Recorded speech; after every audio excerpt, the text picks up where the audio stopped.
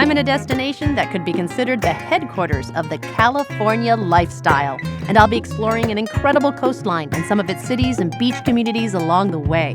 Ooh, yeah. And while we've all had that California fantasy, the people here do a lot more than just dream. They make things happen, and they do so through an amazing supply of creativity, care, and a need for things to be better for the next generation. I'm in Orange County, California. I'm Samantha Brown, and I've traveled all over this world. And I'm always looking to find the destinations, the experiences, and most importantly, the people who make us feel like we're really a part of a place. That's why I have a love of travel, and why these are my places to love. Orange County, aka the OC, is a region between Los Angeles and San Diego, and it includes 42 miles of coastline in between. The destinations here are as famous as its celebrities, and the biggest name to drop is first on my list, Newport Beach, with its Balboa Island and peninsula. While there's no end of activities to do in this seaside city, I'm here to take an historic passage. This is the longest operating auto ferry in the world. Oh my gosh. Which is, you have a lot of auto ferries around the world. I would have thought that'd be in Europe. Because we've never stopped operating since 1919. So we're continuing to, and it's the longest owned family ferry service in the world. Because most of them are municipal or city or government operated. So there's a lot of pride. There is some pride. My name's David Beek, and my family has been operating the historic Balboa Island Ferry since 1919. The ferry travels every day between Balboa Island and the Balboa Peninsula. So how long is this crossing? This is about 900 feet. Not exactly the English Channel, is it? No, it's not. However, I would imagine that in 900 feet, everyone who's coming across this ferry completely decompresses, and now they're here, That's right? I mean, so there's a symbolic crossing as well. Your family sort of made this possible. Your grandfather understood the potential of Balboa Island. Nothing was there. He did. And so he set up shop. The newly found city of Newport Beach was looking for someone to operate the contract for a ferry service. The story goes that there was 2 people in line. The one guy said he could have his operation ready in 2 weeks, and my grandfather said he could have his operation ready today. So he got the contract. Okay. And the red line from Los Angeles, which was an electric car, and its very last stop south was here in Balboa. Oh. So those people would come down here. They built the pavilion as a place for them to go do stuff. And that was how the ferry boat got its roots. Another great fact about Newport Harbor is that we're the largest small boat harbor in the world. We have over 10,000 registered boats. The magnitude and the scope of the harbor is huge. David is taking me on a tour of the harbor on a boat that allows even the most novice of boaters to get on the water. Now we are in a Duffy boat, and this is really unique to Newport Beach. Great comparison is these are the golf carts of the water. They run on electricity, you plug them in like your golf cart, little horn. And then the rental fleet started getting them about 25, 30 years ago, so it's one of the most popular rental boats in the bay. So you were saying that this is the largest small boat harbor in the world? Largest small boat harbor in the world. So that's a small boat right there? That's a small boat. In this area of such wealth and beauty, the boat ride is bound to turn into a Homes of the Movie Stars tour. This is Collins Island, and this is Humphrey Bogart and Laura Bacall lived on this island. I mean, that's where I first heard about Newport Beach and Balboa Island. It was sort of this enclave of old Hollywood. Right. I mean, it really has this The glamour Hollywood royalty reputation. sort of came down Absolutely. While David and I were out on the harbor, a yacht race suddenly appeared. Now this is what Newport Beach is all about. But that is the experience of Newport Beach, to get on the water, get on a boat. This is a boating community. The entire city of Newport Beach revolves around the activities on this body of water right here. You could say that just about everything revolves around the water in Orange County, and especially in Huntington Beach. Yeah, look the guy taking off, look, and he's going to go towards the pier, watch. So he's decided to straighten out because he doesn't want to hit the pylons because he didn't have good control. I'm getting a play-by-play by surfing's very first world champion, P.T. Townend, who won the first world competition for surfing right here in Huntington Beach in 1976.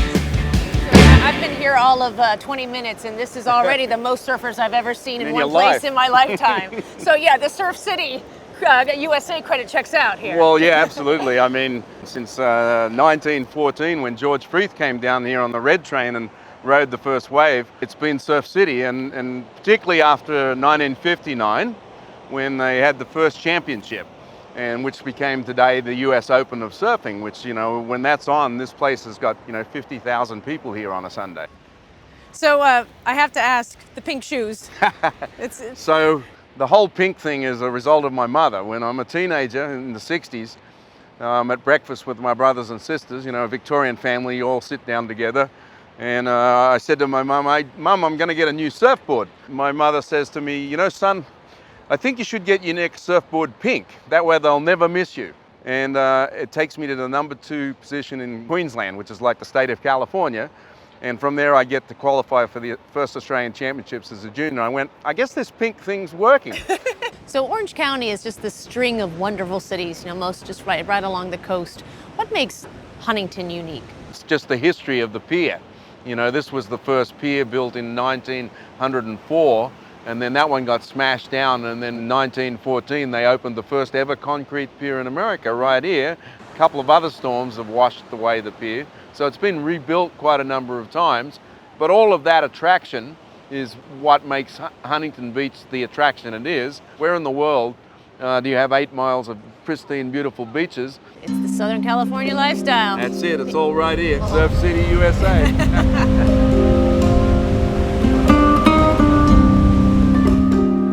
Nothing combines the California dream and that American one better than the city of Westminster, or Little Saigon. I joined one of its proud residents for a meal at a restaurant that's been a part of this community since 1973.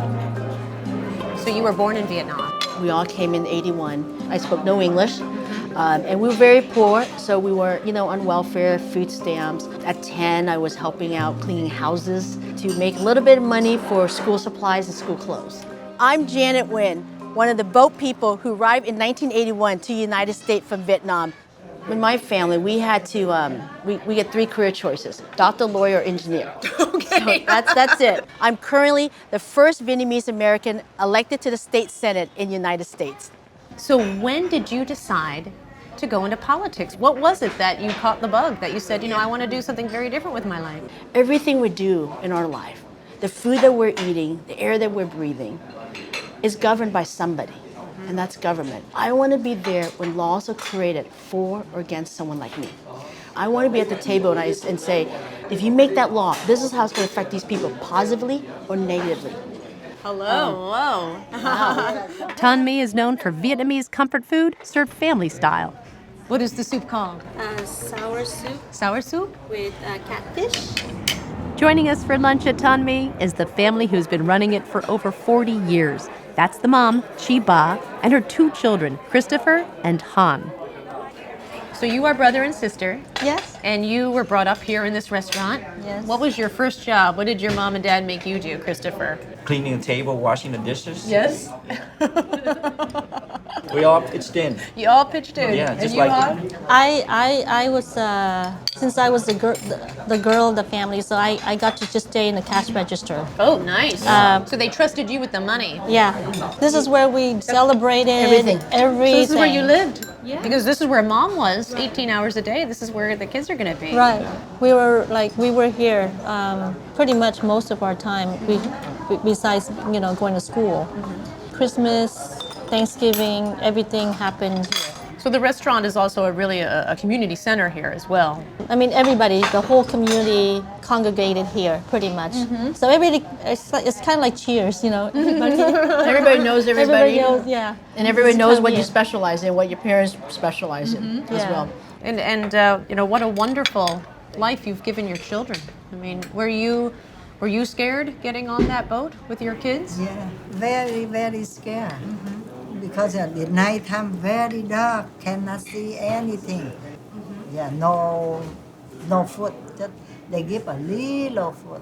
Just like every Vietnamese, last minute get on the boat with nothing on their backs and just go for freedom. And now America is freedom. The United States will always be a country that grapples with the idea of either accepting or rejecting immigrants. What do you think the Vietnamese coming here 40 years ago, what does that tell our country? Almost about 500,000 Vietnamese refugees died traveling to Thailand, Malaysia, Cambodia. So not all of us made it, but our parents made the ultimate decision at that very moment. And that moment was to save their children and their family. And I think that's what we need to pause and think about. The land of opportunities, that phrase is, I believe in, that's how America is made. You work hard, you're able to move up the ladder. Just like Janet, just like my sister, you know, we all worked hard, and that's the way it's supposed to be.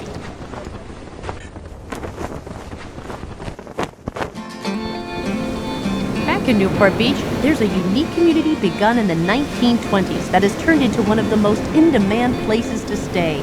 Crystal Cove, a nonprofit conservancy located on a state park. But this is just a time capsule of early Californian architecture, right? How many cottages are there? There's 46 cottages here, and they were all built in the 20s and the 30s by families that, you know, kind of lovingly constructed these small little cabins. The area was first discovered really by Hollywood and by early filmmakers. And so in the early teens, you'd see small little kind of thatched roofed film sets here. And then some of those were left behind. Cottage number 2 actually evolved from a film set. Then people started learning about Crystal Cove. That was after Pacific Coast Highway opened in 1927. So this area was being explored by people driving into town, and they started as squatters here, and so they built the cottages, and they were all built by 1940. And it became a state park in 1979. So today we have what is historically accurate, authentic, and as close to the original community as it used to be. The reason why Laura has dedicated her life here is that this is where she grew up. This was actually my family's cottage, cottage number 2. It's now called the Shell Shack. I have actually been at cottage number 2 since I was a year old until I was 40. Oh my Yes. goodness, you grew up here? I was the luckiest girl at Crystal Cove. Wow, what was it like? It was like having your own kind of playground right outside here of this beautiful environment. To understand the incredible work the Conservancy has accomplished, you just have to look at the next phase of rescue. When it comes to saving these homes, it's you, right? Well, you know, I like to say that I spearheaded the effort, but there were many people in this community that were passionate about Crystal Cove as well. But for some reason, I kind of took it as my personal mission to try and ensure that Crystal Cove remained authentic and preserved. Since this historic neighborhood is located on state park land, the rental cottages represent some of the most affordable accommodations on the entire coast of California. So everyone right now wants to know, how do I get to rent one of those cottages? Yes. The reservations are actually made online. They go up on the first of the month at 8 o'clock in the morning, and usually they're gone in 1 minute. They're popular. Oh, yeah, yeah, yeah, yeah. You got to love yourself before you love anyone else. You got to love yourself. Oh, you got to love yourself. You gotta love yourself. I'm having a total California moment right now in what's called the living room at the Lab in Costa Mesa. It's a low-key community-inspired space of shops, communal areas, and yarn-bombed trees. It's a concept that feels familiar now, but in fact was created over 25 years ago by this couple. I'm Linda Sadeghi, and I'm an evolving artist and the last hippie in Orange County. I am Shaheen Sadeghi. I'm in the cultural engineering business. I am the next hippie after her because she's older, and her husband. How would you describe the Lab to people? Well, we wanted it to be a place of gathering for like-minded people, and at the time, you know, the country was so homogenized in terms of our food services and your traditional malls, and so this was a place. Food courts, yeah. and you know, everything was very, you know, sort Focus of group mass-oriented. inspired. You know? Yeah. And so the tagline of anti-mall came through that. You know, it's a place that wasn't just about selling you things, but it was about education and connecting people and music. And we have had poetry in here, and we've had every major Orange County band play here. So it just really brought a lot of that together. So does lab stand for the fact that this is an experiment? Well, it actually has a dual meaning. That was sort of the inspiration, but what it really stands for is Little American Businesses. We really felt that the energy and the passion and the love and all the excitement was coming from smaller companies. And I think that was sort of the inspiration of the lab. I'm just looking at how you have decorated the place. It just seems effortless, but that's why I love California. There's a cool factor here that I will never aspire to, because you really have to be of this lifestyle. I think this is our own personal canvas. This is our first venture out of our own art world into commercial real estate world, and we still like to play here. You know, we like to decorate this, or we like to do this funky thing, or we like, you know, an experiment. We just found junk that we made stuff out of. That was just sort of the organic process. California is just, it's always been the frontier of innovation, of change, of trends, whether it's fashion, whether it's food, whether it's technology. How do you know the difference between what's innovative and what's trendy? I think we're too old to be trendy. What do you think? I hear that hippies are coming back in. Oh my God. The city of Anaheim, though synonymous with a certain theme park, has a strong and proud local movement. And at the helm of that movement is the Packing House District. This is one of the last few remaining packing houses in Orange County. Guess what they packed here? This historic building from 1919 was restored to become a food hub of local small businesses, all committed to break away from the generic. If you look around, it seems there's just as many people eating food as taking pictures of it. But before there was bubble tea wrapped in cotton candy and smoking, I'm not sure what, there was beer. Really good beer. So what are we going to start with? We'll just have you start with a gold. Okay. I'm Barbara Garavac, retired Army Lieutenant Colonel, member of the Pink Boots Society, and a professional brewer.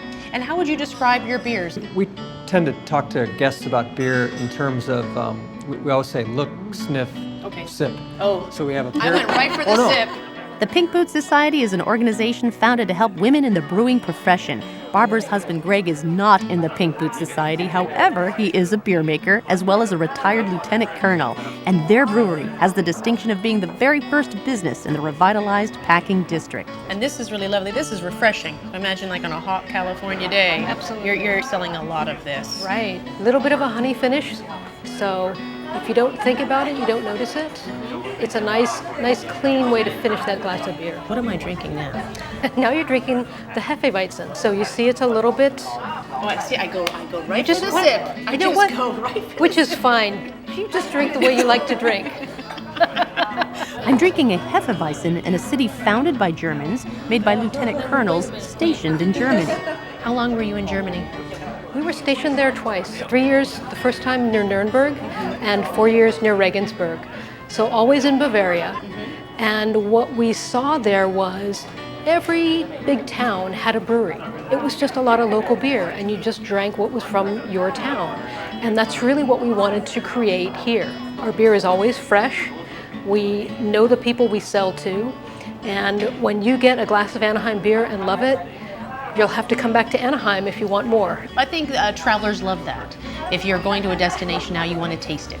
And it's not just the local food and the farm-to-table movement, it also is in a glass as well. Absolutely. And one of the things we do to make people feel welcome, so frustrating when you go somewhere and you try to get a drink and they're like, oh, you have to be in a special club and you're not cool enough or not from here or didn't pay enough money. Everyone's welcome, everyone's in the club. So even though you're retired from the Army, you're still serving your country. One beer at a time.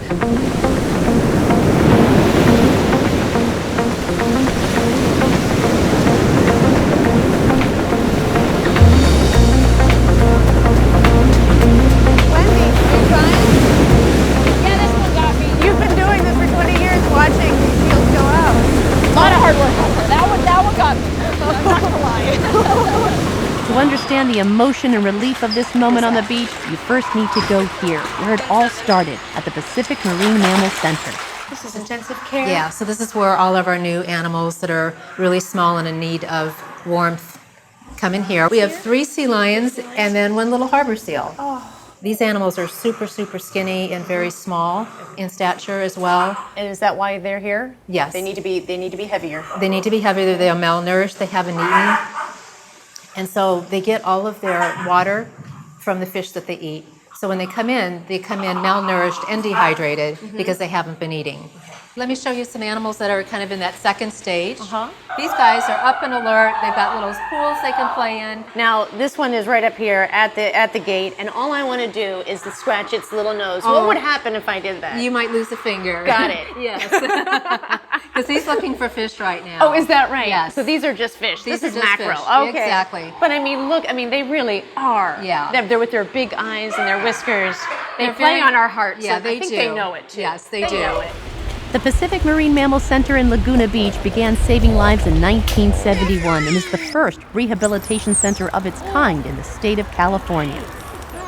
So when the mammals are in the pool area, that's a really good sign. Yes, especially our big pools in the back, because these are what we consider our release pools. So this is, the animals are competing and they're getting, they're that much further along in the rehabilitation process, and it's one of the final stages. This is where you start to feel good, right? Yes, this right? is They're gonna when make you know it. they've made it, yeah. Just about how many mammals do you rescue a year? It does fluctuate. So on an average year, we can rescue anywhere between 100 to even 200 marine mammals. So they go in one door, they're not doing well. When they're here, they're doing great, and it's about to be the bon voyage moment. Exactly, this is it. And that's why I'm here, because I've actually sponsored Billy. And you're about to release Billy. Yes, we are. As well as who else? Rogue One. Rogue One gets to go home as so well. So we're going to do 2 sea lions today. Yep. I'm a member of the PMMC, and a part of that membership is that I get to take part in a seal release. So this is Billy's official sticker. He is now loaded up on the truck, and he's ready for the Pacific Ocean. He is. I'm going to wear him here across my heart. Yeah, it's a lot of We make it to the beach, and from there the cages are positioned and roped off. Oh, come on, Billy. Look at that big ocean. It looks wonderful. The orange tag is so they can identify the seals if spotted. Oh, my masters.